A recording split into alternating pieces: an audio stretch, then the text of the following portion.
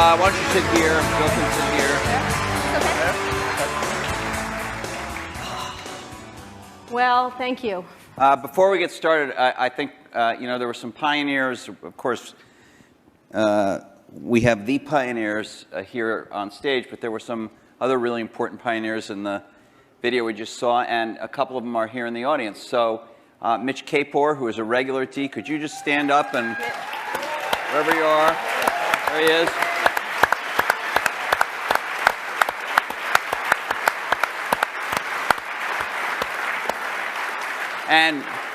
And Fred Gibbons, who has not come to D before but is here tonight. Fred. There's Fred. Right there. And I don't know if he's in the room, but I do want to recognize our fellow journalist, Brent Schlender from Fortune, who did the last, to my knowledge, the last joint interview these guys did. It was not on a stage, but it was a Fortune magazine interview. Brent, I don't know if you're in the room. If you are, can you stand? Maybe he's Way back there. Way over there.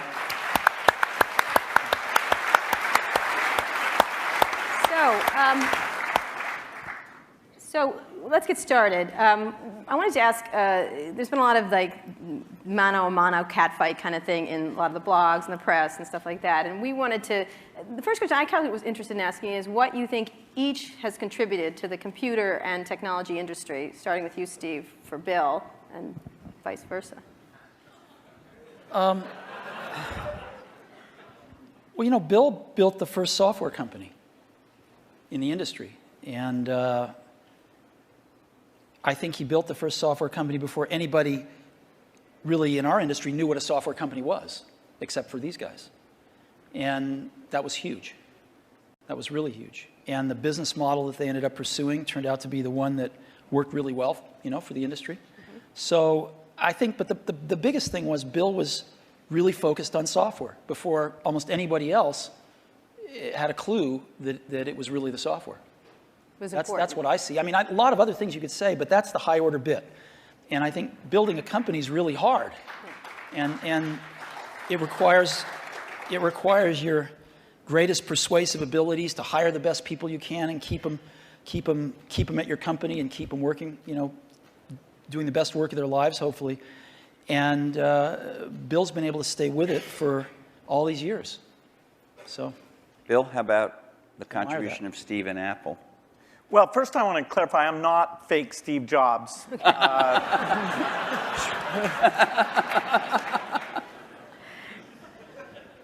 What Steve's done is quite phenomenal. If you look back to 1977, that Apple II computer, the idea that it would be a mass market machine, the bet that was made there by Apple uniquely, there were other people with products, but the idea that this could be an incredible, empowering phenomena, Apple pursued that dream.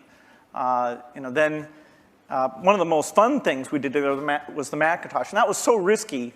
People may not remember that Apple really bet the company.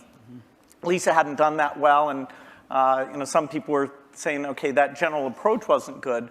But the team that Steve built, even within the company, to pursue that, even some days it felt a little ahead of its time. I don't remember that Twiggy disk drive. 128K. Yeah. The Twiggy disk drive, yes. Steve gave a speech once, which is one of my favorites, where he talked about, in a certain sense, we build the products that we want to use ourselves. So he's really pursued that with incredible taste and elegance that has had a huge impact on the industry. And his ability to always come around and figure out where that next bet should be has been phenomenal. Apple literally was failing when Steve went back and reinfused the innovation and risk-taking that have been phenomenal. So the industry's benefited immensely from his work. We've both been lucky to be part of it, but I'd say he's contributed as much as anyone. Well, we've also both been incredibly lucky to have had great partners that we started the companies with, and we've attracted great people. I mean, so everything that's been done at Microsoft and at Apple has been done by just remarkable people. none of which are sitting up here, you know, today. Well, not us. Well, you're sort of the, Not not us. And You're sort of, so you're, in a way, you're the stand-ins for all those other people. in a way we are. In a very tangible way. So Bill mentioned the Apple II in 1977 and 30 years ago, and there were a couple of other computers with, which were aimed at the idea that average people might be able to use them. And looking back on it, a really average person might not have been able to use them by today's standards, but it certainly broadened the base of who could use computers. I actually looked at an Apple ad from 1978. It was a print ad that shows you how ancient it was, and it said thousands of people have discovered the Apple computer. Thousands of people,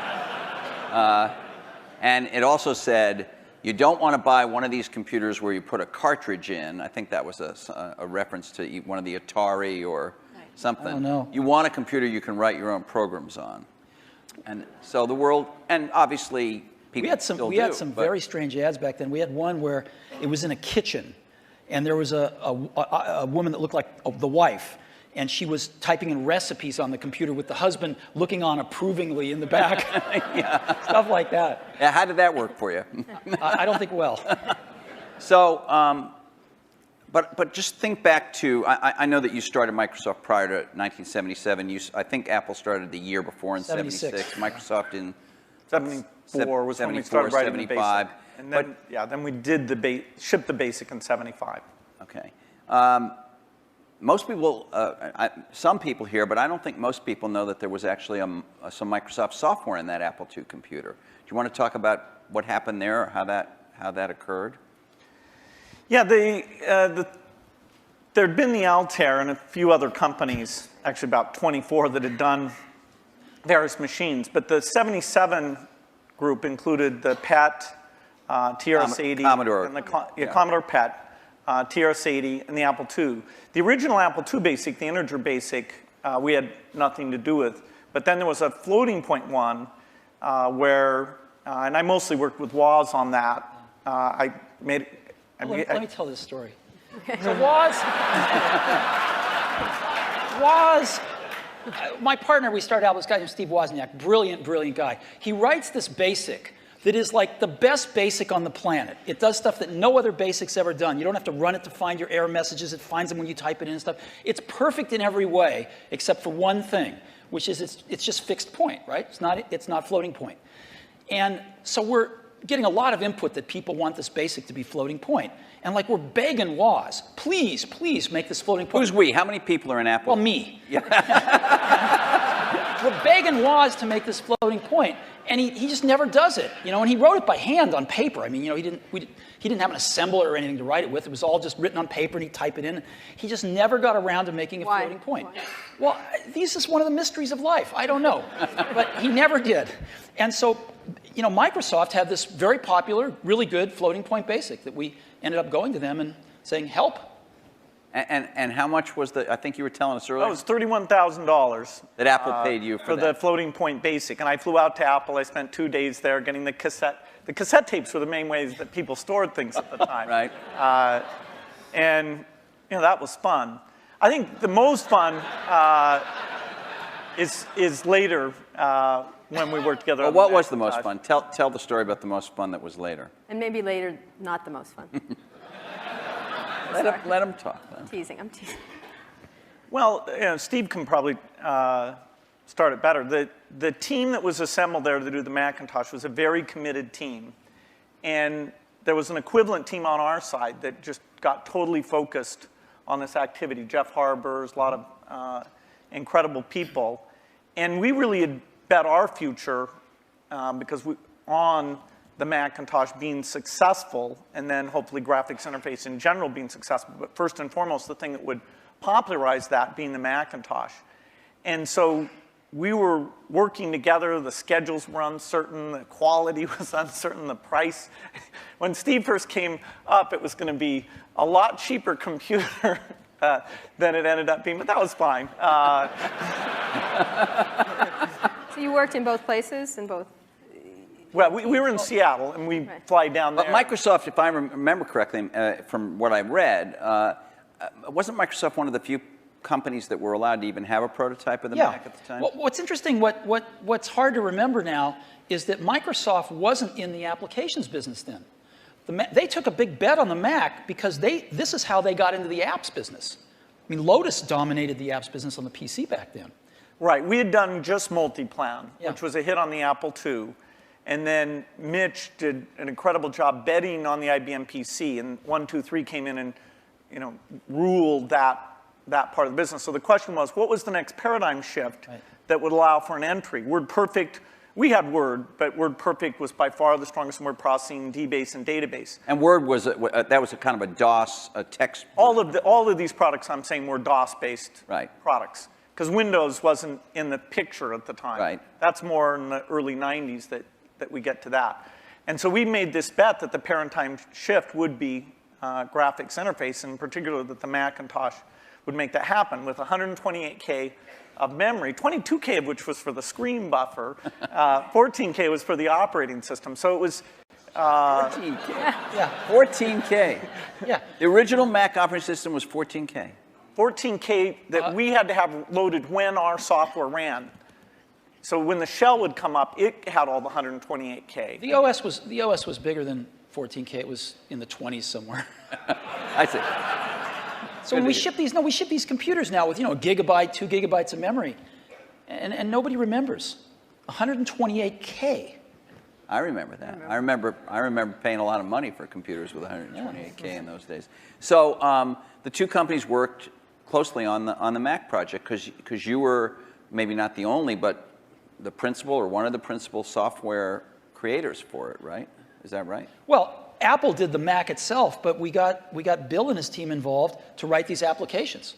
And we were doing a few apps ourselves. We did Mac Paint and Mac Draw and stuff like that. But Bill and his team did some great work.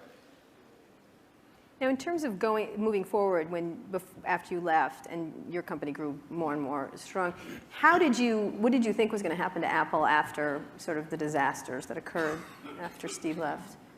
Well, Apple's fate hung in the balance. We continued to do Macintosh software, and you know, Excel, which Steve and I introduced together in New York City. That was kind of a fun event. That went on and did very well. But then, you know, Apple just wasn't differentiating itself well enough from the higher volume platform. And Meaning Windows, right? I mean, DOS and Windows. Okay, but especially Windows in the 90s began to take off. By 1995, Windows became popular. The big debate wasn't sort of Mac versus Windows. The big debate was character mode interface versus graphics mode interface. And when the 386 came and we got more memory and the speed was adequate and some development tools came along, that paradigm bet on GUI paid off for everybody who'd gotten in early and said, you know, this is the way that's going to go. But so Apple wasn't able to leverage its products. After the 512K Mac was done, the product line just didn't evolve as fast. Steve wasn't there, as it needed to. And we were actually negotiating a deal to invest and make some commitments and things with Gil Amelio. Yeah. No, seriously. And Don't be mean. Don't be mean to him. I'm sorry? Just saying the word Gil Amelio, you can see him just... And so I was calling him up on the weekend and all this stuff. And next thing I knew, Steve called me up and said, don't worry about that negotiation with Gil Amelio. You can just talk to me now. And I said, wow. Gil was a nice guy, but he had a saying. He said, Apple is like a ship with a hole in the bottom, leaking water. And my job is to get the ship pointed in the right direction.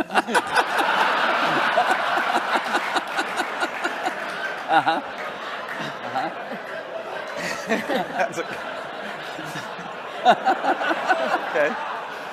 So, and meanwhile, through all this, I mean, I want to get back to the thing we saw in 1997 at Macworld there, but Windows was just going great guns. I mean, Windows 95, to whatever extent earlier versions of Windows had not had all the features, all the GUI stuff that the Mac had. Windows 95 really was an enormous, enormous leap. Yeah, Windows 95 is when graphics interface became mainstream and when the software industry realized, wow, this is the way applications are going to be done.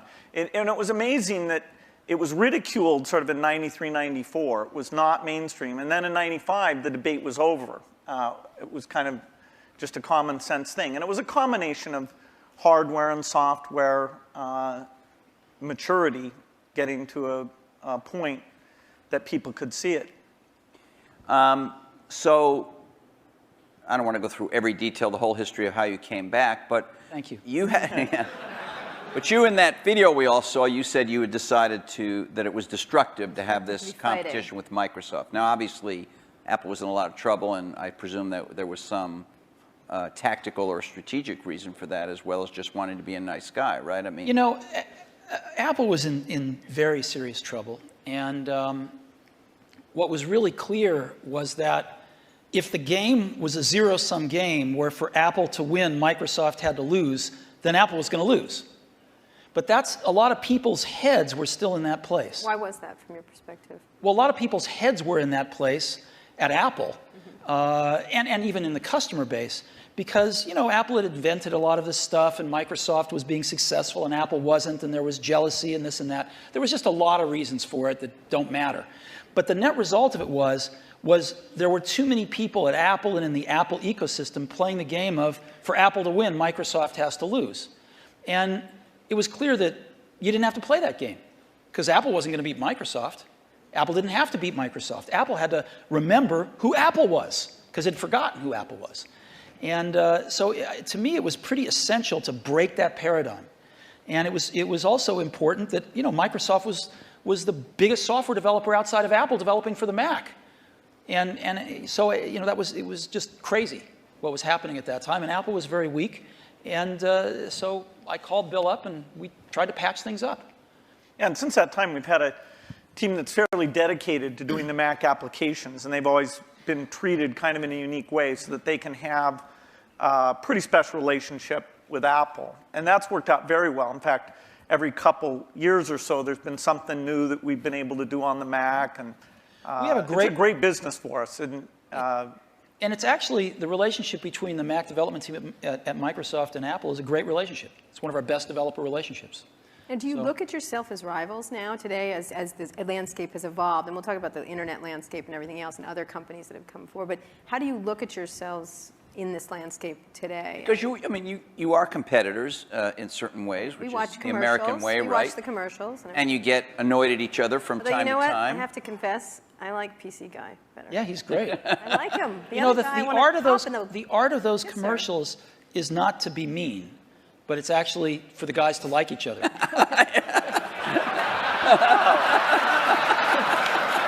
thanks. PC Guy is great. I like PC Got a big heart. His mother loves him. His mother loves I'm him. telling you. I like PC Guy totally much better. Wow. I do. I don't know why. He's endearing. The other guy's a PC Guy is what jackass. makes it all work, actually. Yeah. All right. It's worth thinking about. So how do you look at I mean, yourselves? let me just ask you, Bill. Obviously, Microsoft is a much larger company here in many more markets, many more types of products than Apple is. You know, when you were running the company, or when Steve Ballmer is running the company, you think obviously about Google. You think about, I don't know, Linux in the enterprise. You think about lots of, I mean, Sony in the game area.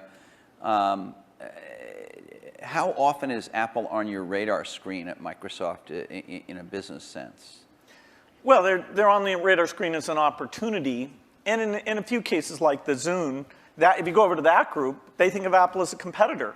They love the fact that Apple's created a gigantic market, and they're going to try and come in and contribute something to that.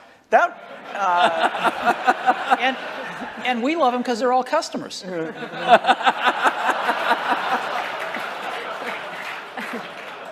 I have to tell you, I was actually told by Jay Allard, I'm serious, that because of the nature of the processor, the development platform they used to develop a lot of the software for the Xbox 360 was Macs. And he claimed that at one point they had like placed the biggest order for whatever the Mac Tower was at the time of anybody, and it was Microsoft. I don't know if it was the biggest, but yeah, we had the same processor, essentially, that the Mac had. This is one of those great ironies. They were switching away from that processor while the Xbox 360 was adopting it, but for good reasons, actually, in both cases, because we're not in a portable application, and that was one of the things that processor roadmap didn't have. But yes, we did. It shows pragmatism, but we try and do things that way. So that was the development system for the early people getting their software ready for the introduction of Xbox 360. And we never ran an ad on that. I see. Admirable restraint. That's wonderful. There were hundreds of them. Steve is so known for his restraint.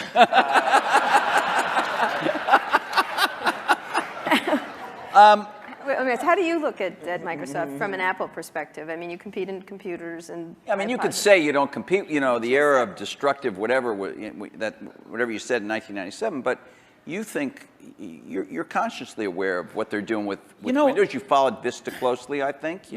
What's really interesting is, and we talked about this earlier today, if you look at the reason that the iPod exists and that Apple's in that marketplace, it's because these really great Japanese consumer electronics companies who kind of owned the portable music market for a long, invented it and owned it, couldn't do the appropriate software, couldn't conceive of and implement the appropriate software. Because an iPod's really just software. It's software in the iPod itself, it's software on the PC or the Mac, and it's software in the cloud for the store. And it's in a beautiful box, but it's software.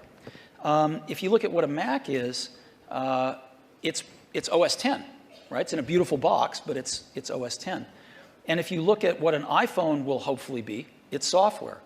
And so the big secret about Apple, of course, not so big secret maybe, is that Apple views itself as a software company. And there aren't very many software companies left. And Microsoft is a software company. And so, you know, we look at what they do, and we think some of it's really great, and we think some of it's, a little bit of it's competitive, and most of it's not. You know, we don't have a belief that the Mac is going to take over 80% of the PC market.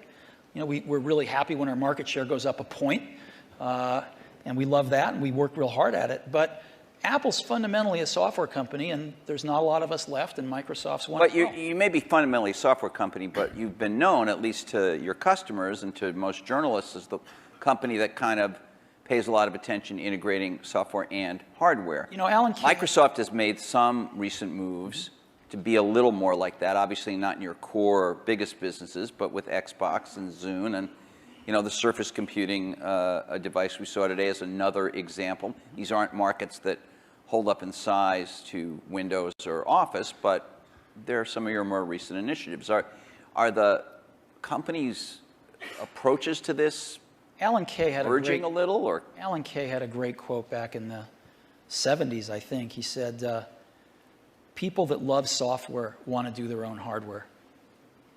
You know? Well, Bill loves software. No, I can resist that. The question is, are there markets where the innovation and variety you get is a net positive? The negative is that in the early stage, you really want to do the two together. So you want to do prototyping and things like that, you know, really is one thing. And then to take the phone market, we think we're on 140 different kinds of hardware. We think it's beneficial to us that even if we did a few ourselves, it wouldn't give us what we have through those partnerships. Likewise, if you take the robotics market, very undeveloped. We have over 140 all tiny volume robots using Microsoft software, and the creativity, building toys, security things, medical things. We love the innovation and the ecosystem that's going to grow up, who knows when, but we're patient around that, and we'll have a great asset with this robotic software platform. So there are things like PC, phone, and robot where the Microsoft choice is to go for the variety. It's great. They're, you know, for them, they do what works super well for them. And there's a few markets like Xbox 360, Zune, and this year we have 2 new ones, the Surface thing and this round table, which is the meeting room thing, where we'll actually, through subcontractors, but it's the P&L on the risk and all that for the hardware. The design is completely a Microsoft thing. The round table, is that something you've announced, or were you just We've shown prototypes of it. That's the thing where it's got the 360-degree cameras and all those. It's like Cisco has something in that market and HP too, right? Or, Oh, HP has a very high-end thing that's a tiny bit like it. But anyway. all right. Do you ever regret, was there something you might have wanted to do differently? And maybe you feel like this happened after you left Apple. Something you might have done differently where you could have had a much bigger market share for the Mac? Well, before I answer that, let me make a comment on Bill's answer there, which is, it's very interesting in the consumer market and the enterprise market. They're very different spaces. And in the consumer market, at least, I think one can make a pretty strong case that Windows on PCs, it's hard to see other examples of the software and hardware being decoupled working super well yet. It might in the phone space over time. It might. But it's not clear. It's not clear. You can see a lot more examples of the hardware-software coupling working well. And so I think this is one of the reasons we all come to work every day, is because nobody knows the answer to some of these questions, and we'll find out over the coming years. Maybe both will work fine, yeah, and maybe they won't. Yeah, it's good to try both approaches. In some product categories, take music players, the solo design worked better. In the PC market, the variety of designs at this stage has a higher share. It has a higher share? Yeah, it has a lot higher share. Well, it's not that much different in music players the other way around. Is there some moment you feel like I should have done this or Apple should have done that and we could have had? Oh, you stuck to this idea of these hardware-software integration, and it's working very well now. There's a lot of things that happened that I'm sure I could have done better when I was at Apple the first time, and a lot of things that happened after I left that I thought were wrong turns, but it doesn't matter. It really doesn't matter, and you kind of got to let go of that stuff, and we are where we are. So we tend to look forward, and one of the things I did when I got back to Apple 10 years ago was I gave the museum to Stanford and all the papers and all the old machines and kind of cleared out the cobwebs and said, let's stop looking backwards here. It's all about what happens tomorrow. And because you can't look back and say, well, gosh, I wish I hadn't gotten fired. I wish I was there. I wish this. I wish that. It doesn't matter. And so let's go invent tomorrow rather than worrying about what happened yesterday. Let's talk about, we're going to talk a little bit about tomorrow, but let's talk about today, the landscape of how you see the different players in the market and how you look at what's developing now. What has surprised both of you since having been around for so long and still very active in everything? I mean, your companies are still critically key companies, but there are many, many companies that are becoming quite powerful. How do you look at the landscape at this moment and what's happening, especially in the internet space? I think it's super healthy right now. I think there's a lot of young people out there building some great companies who want to build companies, who aren't just interested in starting something and selling it to one of the big guys, but who want to build companies. And I think there's some really exciting companies getting built out there, some next generation of stuff that some of us play catch up with, and some of us find ways to partner with and things like that. But there's a lot of activity out there now, wouldn't you say? Yeah, I'd say it's a healthy period. Yeah. The notion of what the new form factors look like, what natural interface can do, the ability to use the cloud, the internet, to do part of the task in a complementary way to the local experience. There's a lot of invention that the whole approach of startups, the existing companies who do research, we'll look back at this as one of the great periods of invention. I think so too. There's a lot of things that are risky. right now, which is always a good sign, you know, and you can see through them. You can see to the other side and go, yes, this could be huge, but there's a period of risk that, you know, nobody's ever done it before. Do you have an example that would, for example? I do, but I can't say. Okay. And so, but I can say, when you feel like that, that's a great thing. Right. That's what keeps you coming to work in the morning, and and it tells you there's something exciting around the next corner. Okay, but so the two of you have certainly you're involved every day with the internet. You have internet products. You have a whole slew of stuff on the internet. You have iTunes and .Mac and all of that. But on another level, you're the guys who represent the rich client, the personal computer, the big operating system and all that. And there is a certain school of thought, and I'm sure it's shared by some people in the room, that this is all migrating to the cloud and you'll need a fairly light piece of hardware that won't have to have all that investment, all the kind of stuff you guys have done throughout your careers. So as much as people might think of you as rivals, one way to think of you as the two guys. They were both dinosaurs. Huh? They were both dinosaurs. Dinosaurs or whatever. I can talk about that? No. Seriously, is You're there betting on in a 5 system that is years? changing. In 5 years, is the personal computer still going to be the linchpin of all this stuff? Well, you can say that it'll be predicted that it won't be. The network computer took us over about, 5 years ago, we disappeared. Remember the single function computer? There was somebody who said that these general purpose things are kind of a dumb idea. So that took us over. The mainstream is always under attack. The thing that people don't realize is that you're going to have rich local functionality. I mean, at least our bet. As you get things like speech and vision, as you get more natural form factors, it's a question of using that local richness together with the richness that's elsewhere.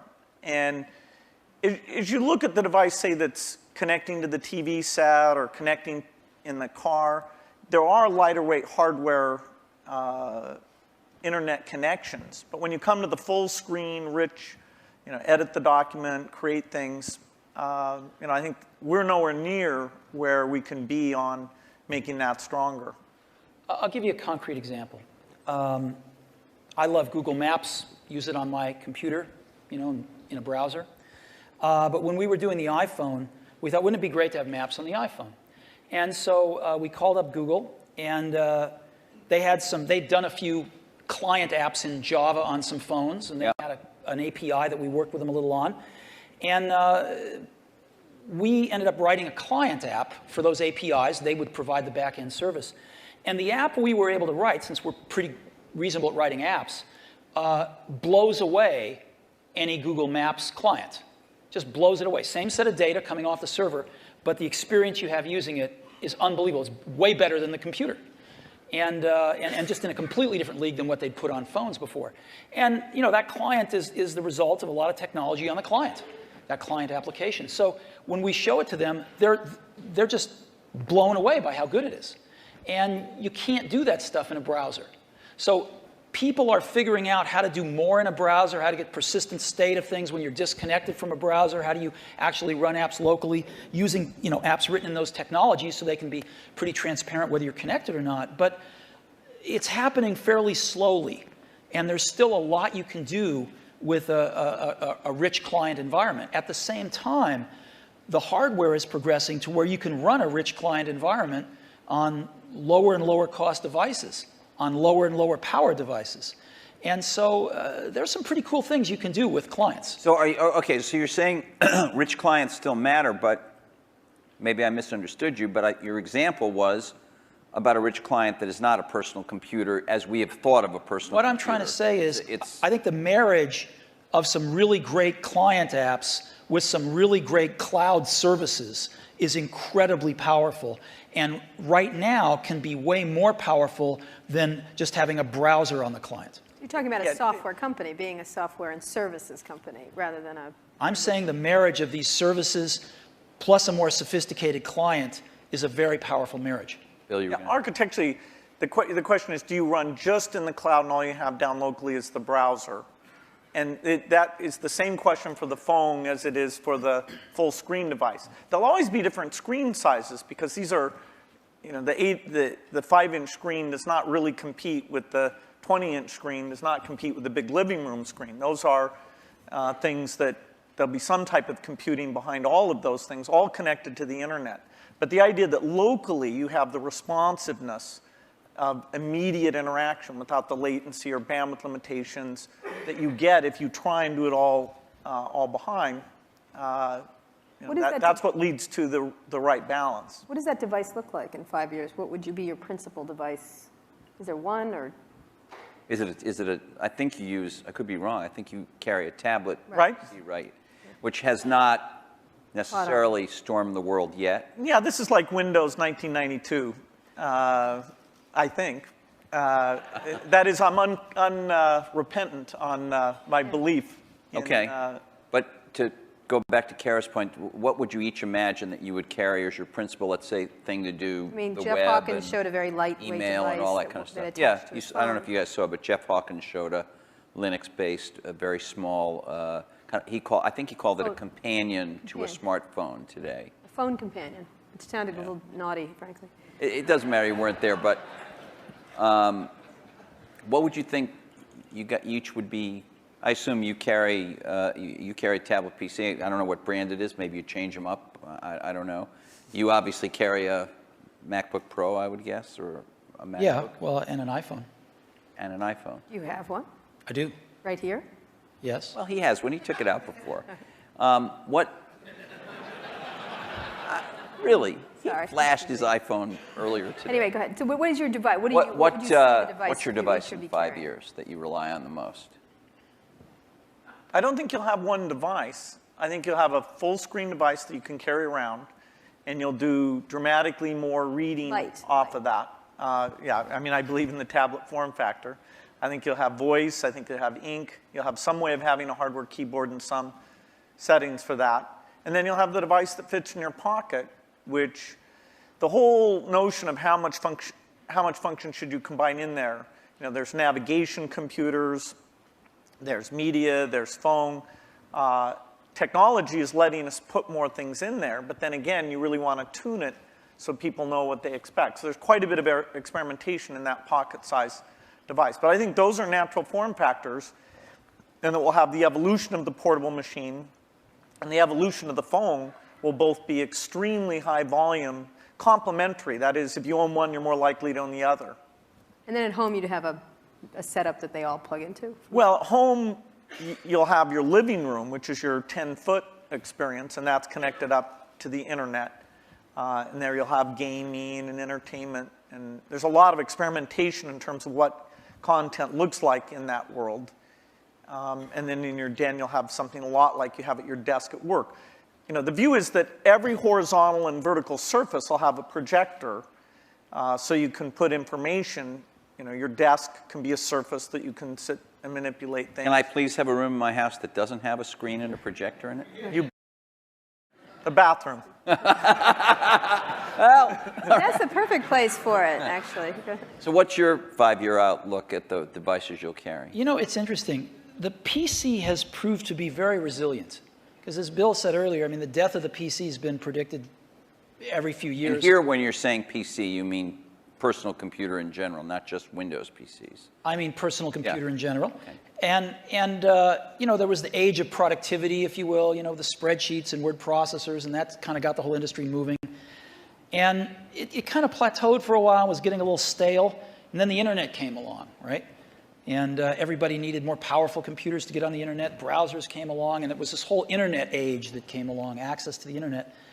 And then some number of years ago, you could start to see that the PC, that was taken for granted, things had kind of plateaued a little bit, and innovation-wise at least. And then I think this whole notion of the PC, we called it the digital hub, but you can call it anything you want, sort of the multimedia center of the house, started to take off with digital cameras and digital camcorders and sharing things over the internet and kind of needing a repository for all that stuff.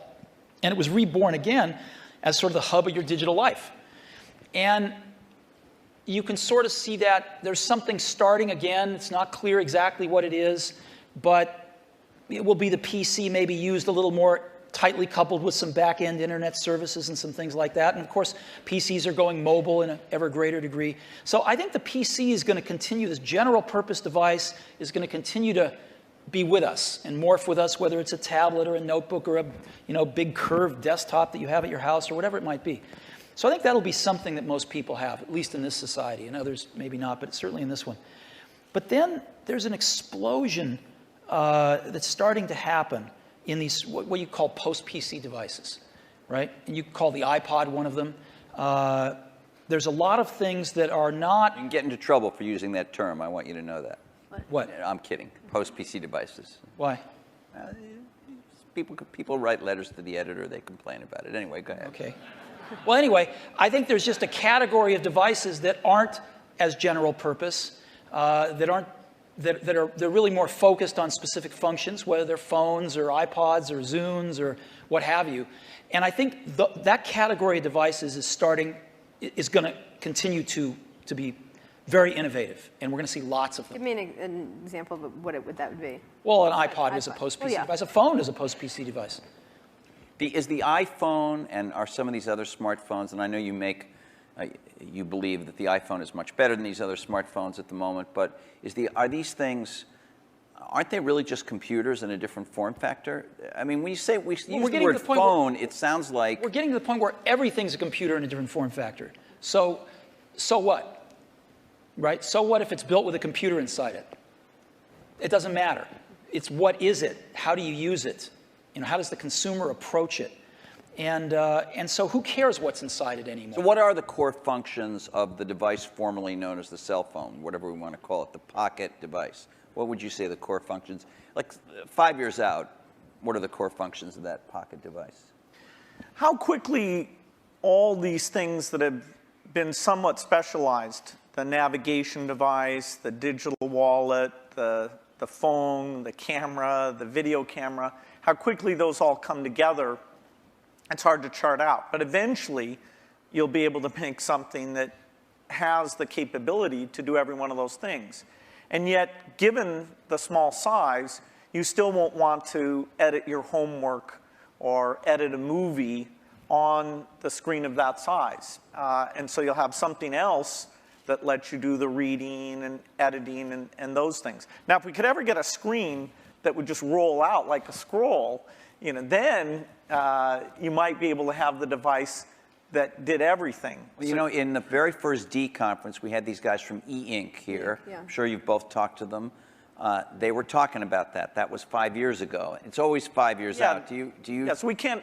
There's some advances in projection technology that are more likely deliberate, I think, than the flexible material guys. But it's not even on the horizon, no matter which of the two approaches are pursuing. We have some Microsoft research people who work on that, and there's a lot of investment, but it's at least in the 5-year time frame. 5 years from now, what's going to be on that pocket device? I don't know. And the reason I don't know is because I wouldn't have thought that there would have been maps on it 5 years ago. But something comes along, gets really popular, people love it, get used to it, you want it on there. So people are inventing things constantly, and I think the art of it is balancing what's on there and what's not on there, is the editing function. And clearly, most things you carry with you are communications devices. You want to do some entertainment with them as well, but they're primarily communications devices, and that's what they're going to be.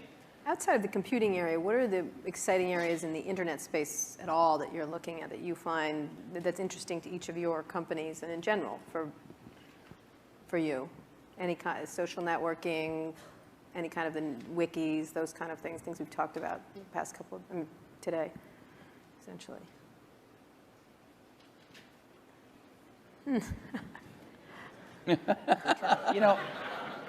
We're working on some things that I can't talk about.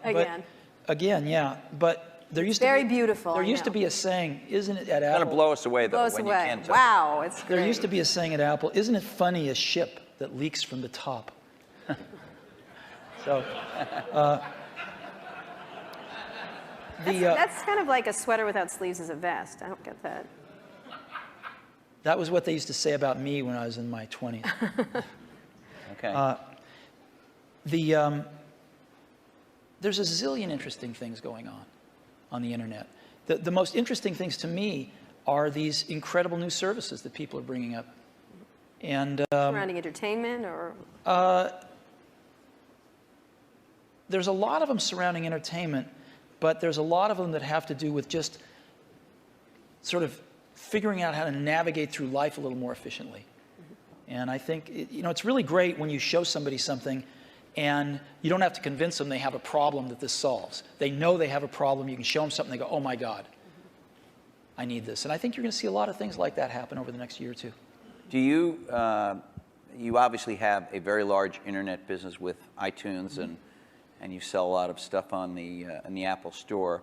But you were early with this idea that when you bought a computer from Apple, you had this kind of internet service back end, and it was called .Mac. And I think a lot of people feel you haven't developed it very much. I couldn't agree with you more, and we'll make up for lost time in the near future. And in your case, you obviously have huge things like Hotmail, for instance, which is, I guess, and Windows Messenger, which are both widely used, and I don't even know how many users. A gazillion. Huge numbers. But on the other hand, you haven't, as Steve Ballmer was talking about today, you have other people have much stronger positions in things like search and other parts of the internet. So are you guys, because you are the personal computer companies that are best, best associated with that, not as nimble as some of these competitors at this point? Do you worry about not being as nimble, both of you? I mean, obviously Microsoft's a much bigger company, but you're a big company. Steve, Apple is. Do you worry about not being as nimble as somebody sitting out there with, the kind of 10 employees that you guys had in 1977? Well, there's always going to be great new things that come out of other companies, and you want to be in a position to benefit from those, to have those inventions drive demand for Windows and personal computers, and then some of those upstream things you want to participate in. I hope Steve mentioned we are going to participate in search, hopefully to a higher degree in the future. He did mention that, yeah. Than at present, so we'll see what we can do there. A lot of the applications are more specialized, so they're not areas we'll go into. Take what can happen with education now, that video is mainstream, and all these tools that let you do rich interactions are very mainstream. I'm very excited about that. The idea of empowerment goes back to the very beginning of our industry, and some of those dreams that this would be used by students or that teachers could get better and learn from each other in these new ways.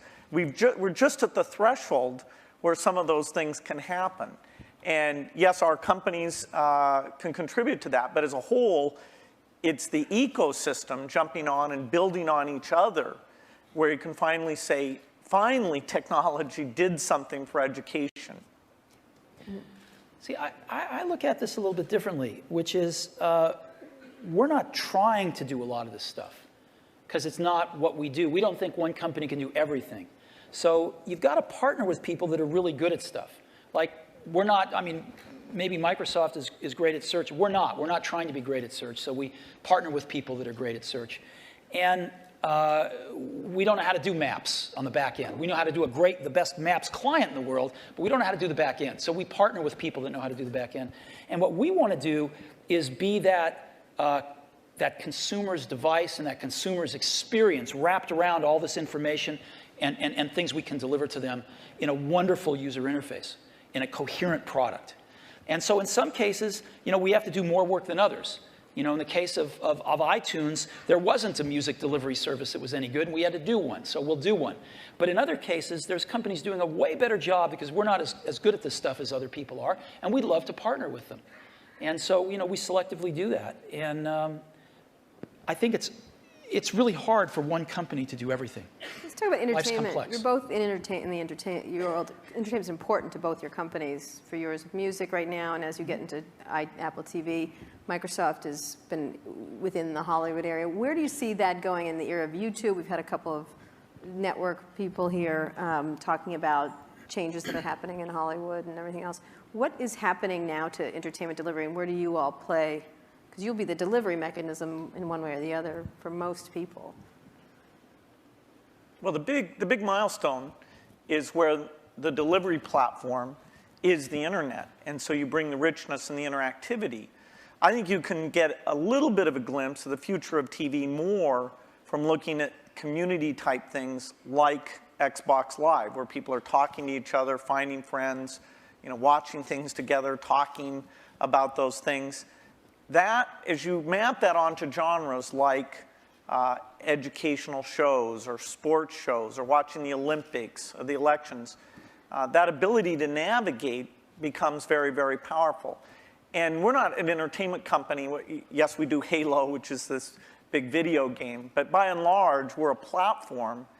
And so it's the tough software things, whether it's the speech or the ink or the deep graphics, that's where things that take 10 years to get done, the IPTV stuff, the foundation there, you know, it took 10 years to get it done. Now it's finally coming to fruition, and we have people like AT&T betting their company on putting that together. So we're just at the start of having a scale entertainment delivery vehicle both through PCs, unfortunately not connected up to the TV set in most cases, but that's a point of innovation. And now things like IPTV and Xbox that are connected up in the living room.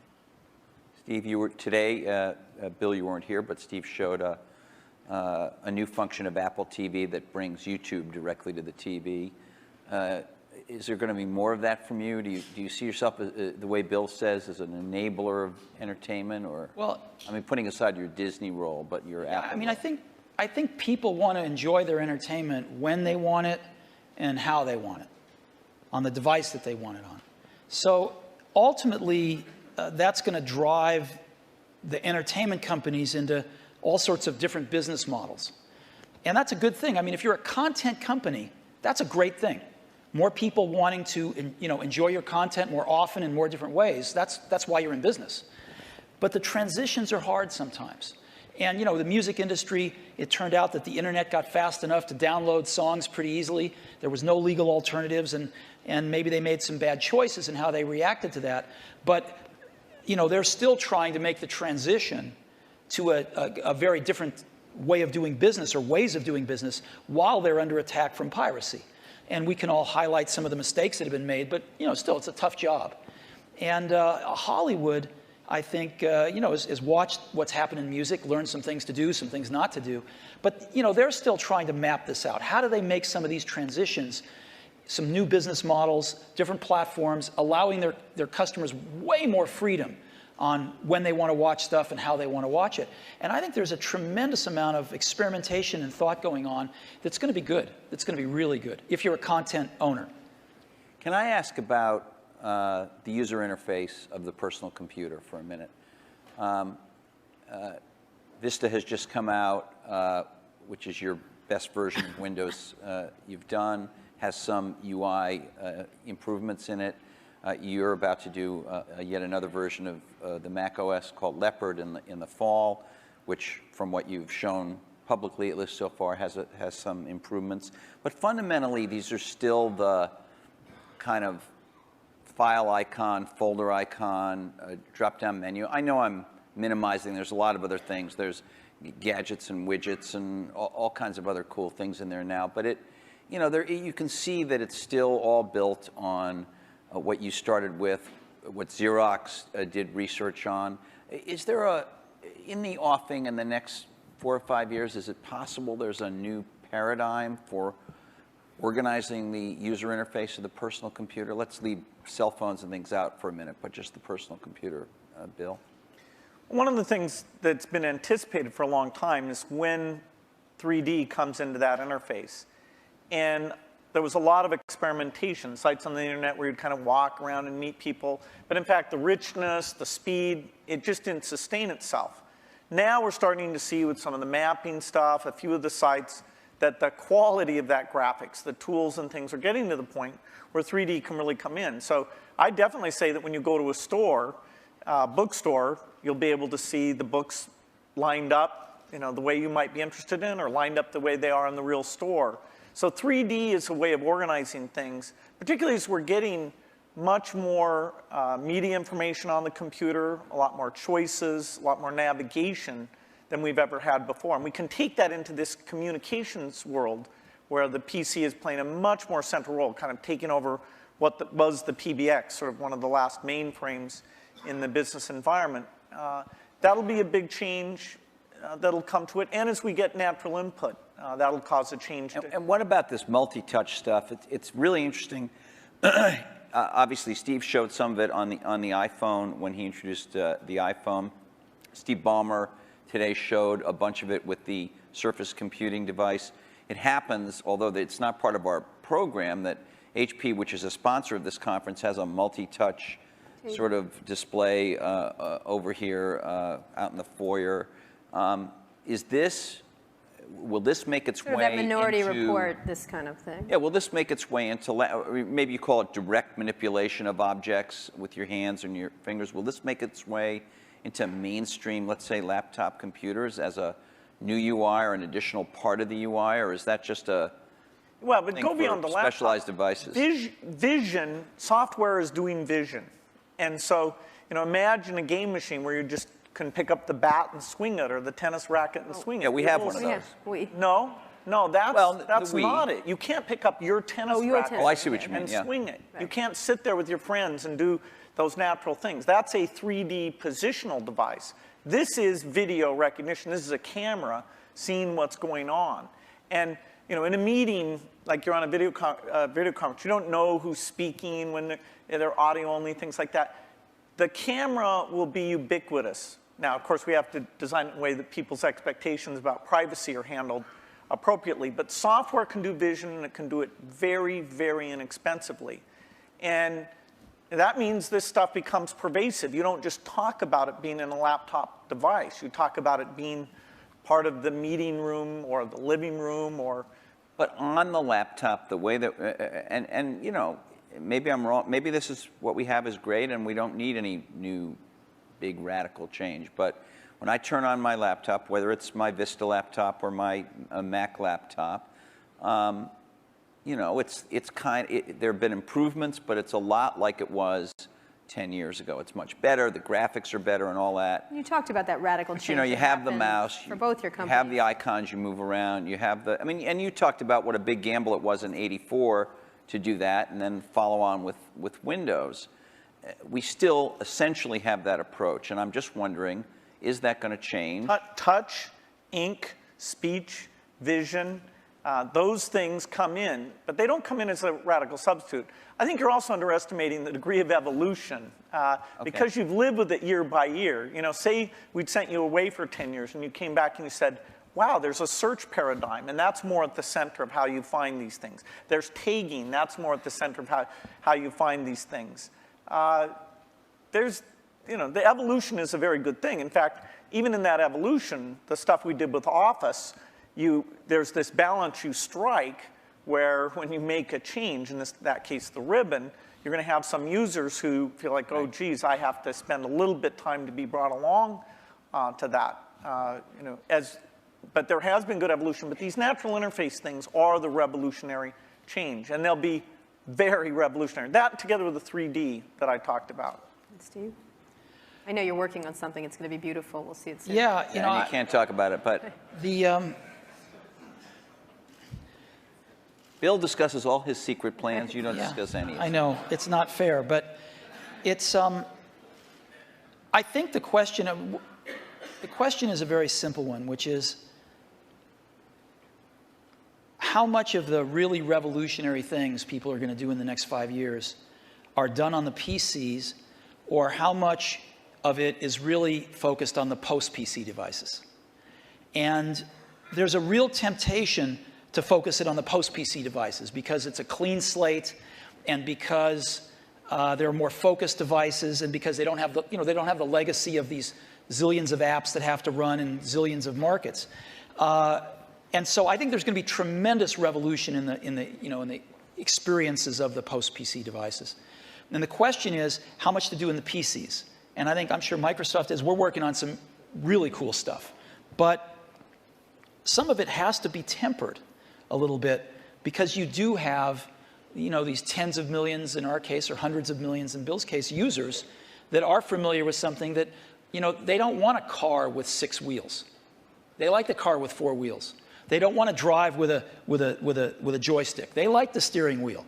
And so, you have to, as Bill was saying, in some cases you have to augment what exists there, and in some cases you can replace things. But I think the radical rethinking of things is going to happen in a lot of these post-PC devices. I'm going to ask a more personal question. We have just a minute before we were going to open up for questions. What's the greatest, I'm not going to call this the Barbara Walters moment and ask you what tree you'd like to be, but You would love to be Barbara Walters, let me just tell you. No, I would not. What's the greatest misunderstanding, right? But thank you, Steve, about your relationship? I mean, you're obviously going to go down in history as history books already said kind of thing. But what's the greatest misunderstanding between you and your relationship and about each other? What would you say would be this idea of catfight, this idea of which one of the many? We've kept our marriage secret for over a decade now. Canada, that trip to Canada. Mm-hmm.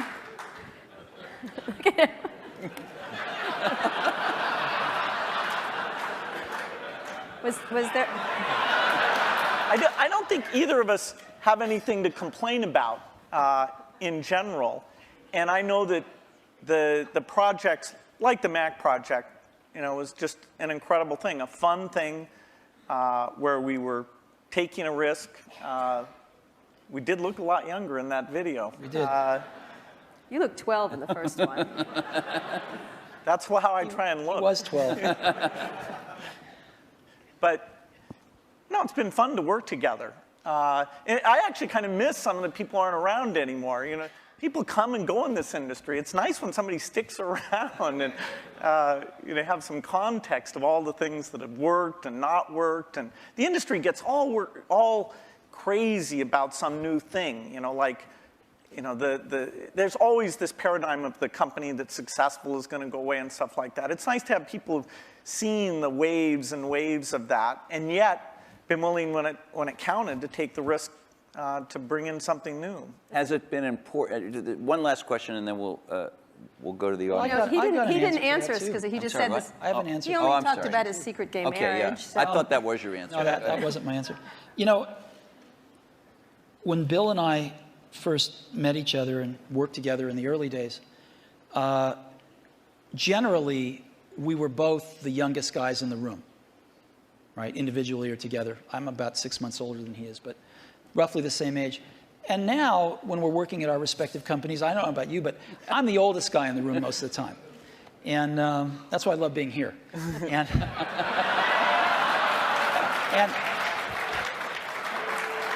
so happy to oblige. Happy to oblige. And I think of most things in life as either a Bob Dylan or a Beatles song. But there's that one line in that one Beatles song, you and I have memories longer than the road that stretches out ahead. And that's clearly true here. Well, you know what? I think we should end it there. Let's just end it there. I'm going to have a little tear right here. Thank you. Thank you very much. Thank you so much. Sure. Thank you. Thank you.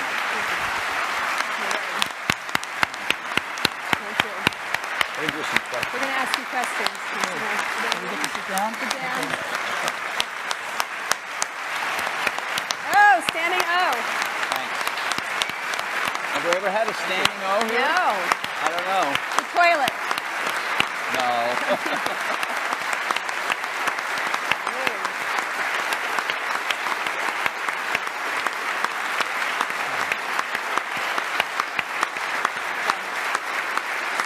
Whoa. You handled this pretty well. Very good. Great. Wow. Okay, so some audience questions. Questions? Can we have the lights? Roger McNamee Roger. from Elevation Partners. Hey guys, that was incredible. Thank you very much. We've got a big election coming up next year. I'm curious if there are any issues that you see in Silicon Valley that we all ought to be focused on communicating effectively to the next potential president of the United States. That is any common ground that we share, because it's weird. You don't actually hear any issues that people are talking about right now, and I'm curious if you guys have any in mind. Bill? Well, certainly education is one that I'd put at the top of the list. is the... Are there technological solutions right now that they could do something about, or is that just sort of like the... No, technology is going to be helpful and more, but the way that teachers are measured and made excellent, the way that the high schools are designed, the expectations they have, it's not just a pure technology thing. It's more an institutional practice where the opportunity is. And there should be a lot of debate about the different ways of doing that. Steve? Boy, we've got some pretty big problems, and I think most of them are much bigger than anything Silicon Valley can contribute right now to solve, so hopefully some of those will get solved. I also think we underestimate how much all of our industry depends on stability. We've enjoyed a long period of stability, and we've been able to focus on technology and growing our businesses and stuff, and I think we take that for granted sometimes. One of the more interesting areas that we all suffer from, of course, is in the area of energy dependence. And there's a lot of work going on, I know, a lot of investing going on anyway. I don't know if the results are there, but a lot of investing going on in alternative energy, and maybe Silicon Valley can play a small role in some of that stuff, Are you too. guys investing in that area, personally, or Some. which might be a lot? Go ahead. And you? $1 billion here or there. Steve? Steve, Are you investing in that area? No. Or just a Prius? Okay. Or something like Yeah, just appreciating it. Over there? Hi, Don Eklund, Sony Pictures. My question is really, at what point is there too much diversity? It was talked about a few times in the discussion, the fact that now microprocessors are very low cost, memory's low cost, software is ubiquitous. But my life has been made better by standards like coding standards, network standards, and it seems like we're reaching a point where diversity is starting to take hold to a point where we're not going to be able to have the kinds of convergence devices that I think everyone would really be able to appreciate. And I'm wondering, is this going to be like healthcare or mass transit, where you just can never put it back in the bottle again?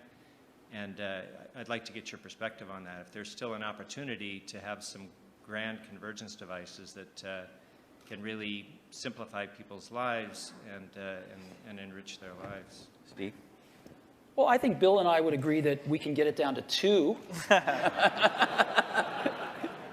No, I think it's hard to limit imagination and innovation. I think there's always going to be a bunch of new great things, and I think that's part of what we put up with to get the innovation.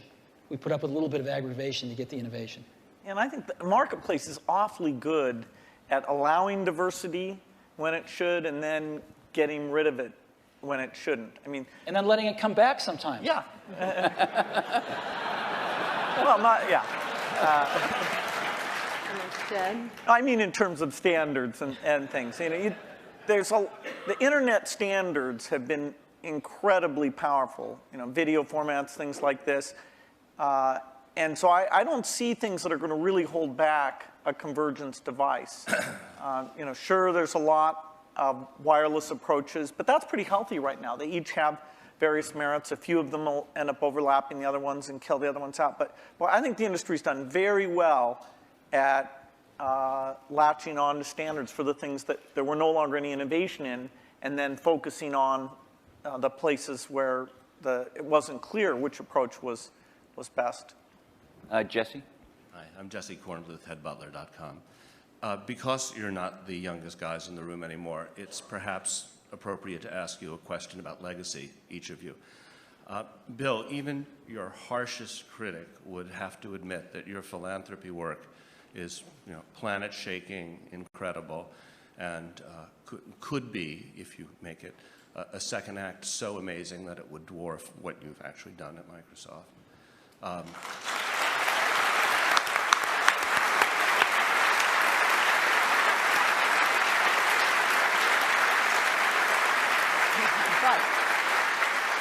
If you had to choose a legacy, what would it be? And Steve, do you look at Bill and you think, gee, that guy is so lucky. He had a company so rich with talent that he didn't have to personally, come in every day and save it. And, I wish I had the opportunity. Okay, he's not going to answer that one. Bill? Well, the most important work I got a chance to be involved in, no matter what I do, is the personal computer. That's what I grew up, my teens, my 20s, my 30s. I even knew not to get married until later because I was so obsessed with it. That's my life's work. And it's lucky for me that some of the skills and resources, but I'd put skills first, that I was able to develop through those experiences can be applied to the benefit of the people who haven't had technology, including medicine, working for them. So it's an incredible blessing to have two things like that. But the thing that if you look inside my brain, it's filled with software and, the magic of software and a belief in software. That's not going to change. Okay. So your question was about whether I wish I didn't have to go into Apple every day? No, if you envy Bill a bit, this second act that he has. Oh, no, I think it's great. I think the Want to do world's anything else? But I think the world's a better place because Bill realized that his goal isn't to be the richest guy in the cemetery, right? That's a good thing. And so he's doing a lot of good with the money that he made. I'm sure Bill was like me in this way. I mean, I grew up fairly middle class, lower middle class, and I never really cared much about money. And Apple was so successful early on in life that I was very lucky that I didn't have to care about money then. And so I've been able to focus on work and then later on my family. And I sort of look at us as two of the luckiest guys on the planet because we found what we loved to do and we were at the right place at the right time. And we've gotten to go to work every day with super bright people for 30 years and do what we love doing. And so it's hard to be happier than that. Your family and that. What more can you ask for? And so I don't think about legacy much. I just think about being able to get up every day and go in and hang around these great people and hopefully create something that other people will love as much as we do. And if we can do that, that's great. I think the middle. Yeah. Thanks, Steve and Bill. Rob Kelly. I'm here with my business partner. We've got a 100-person internet media business. I'm wondering what would be the single most valuable piece of advice you'd give us to even attempt to create some of the value that you guys have done in both your very impressive companies. I think actually, maybe in both cases, correct me if I'm wrong, the excitement wasn't really seeing the economic value.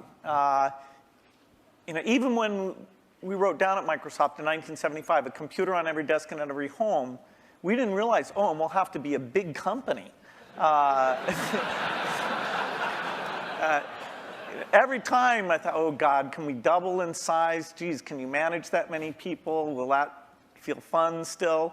And so every doubling was like, okay, this is the last one. And so the economic thing wasn't at the forefront.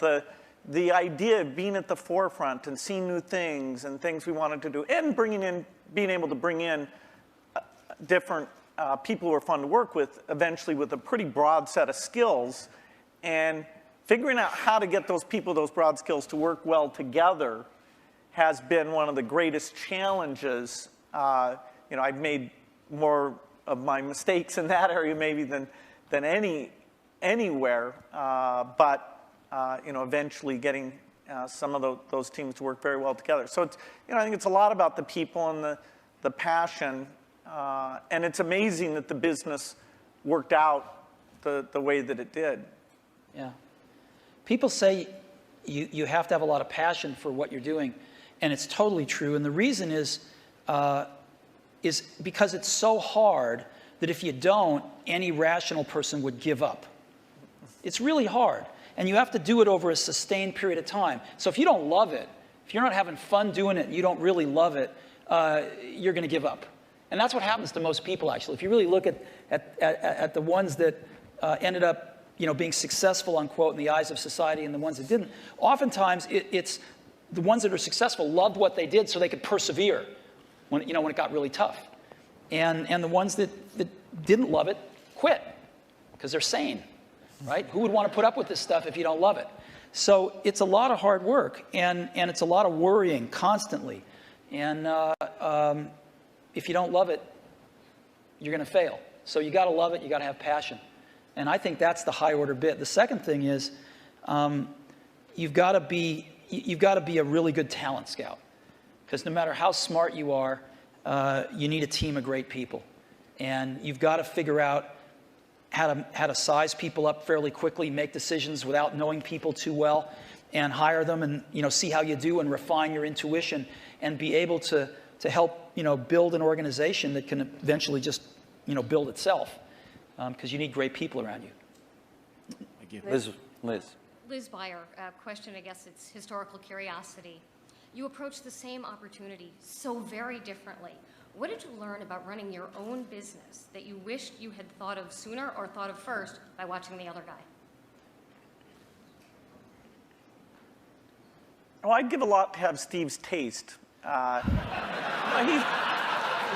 He has natural, not a joke at all. I think in terms of intuitive taste, both for people and products. We sat in Mac product reviews where there were questions about software choices, how things would be done, that I viewed as an engineering question, and that's just how my mind works. And I'd see Steve make the decision based on a sense of people and product that it's even hard for me to explain. The way he does things, it's just different. And I think it's magical. And in that case, wow.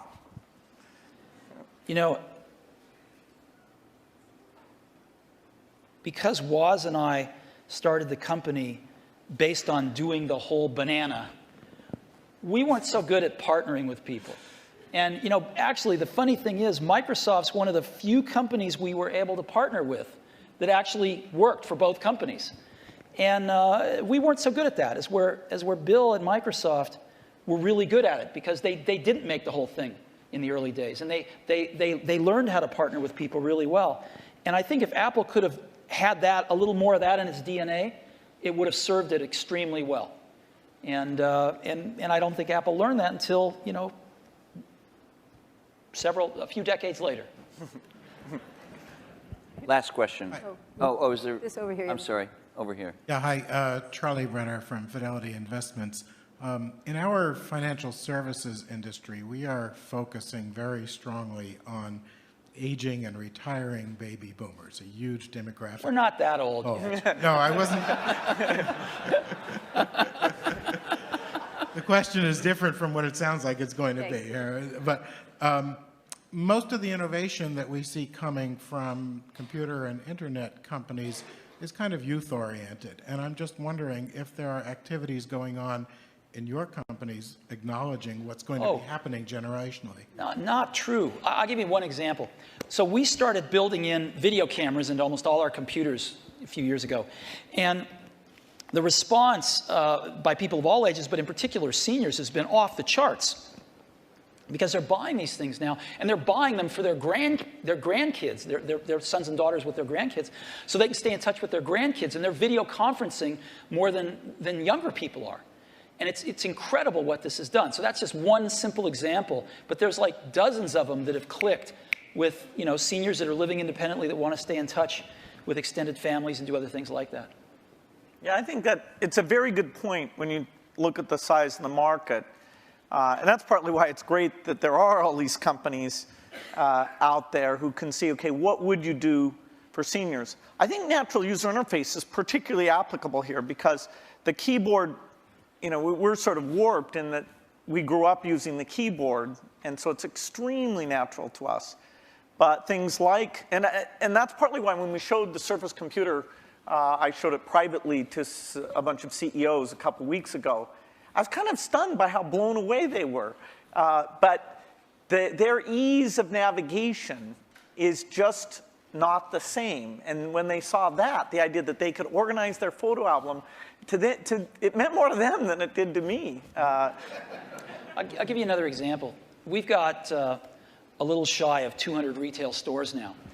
And one of the things the stores are doing is personal training now. It's called one-to-one. And we are up to now a run rate of 1 million personal training sessions. They last an hour per year. 1 million per year. You only started a little while ago, right? Yeah.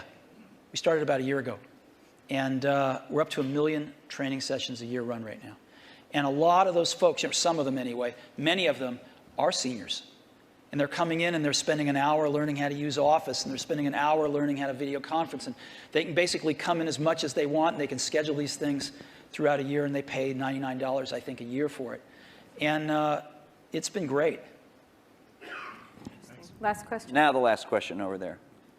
We all share a common science fiction experience of the metaverse or the Matrix, where we all could communicate without being in the same place. And by the way, thank you both for providing us the best platform so far to go to chat rooms or to all go to a MySpace. It's a far cry from these things that we see on Star Trek or the holodeck. What kinds of things can you imagine that are partway there that could be much better than the 3-window iChat that we might see in the next 5 or 10 years? Well, I don't think Steve's going to announce his transporter. I want Star Trek.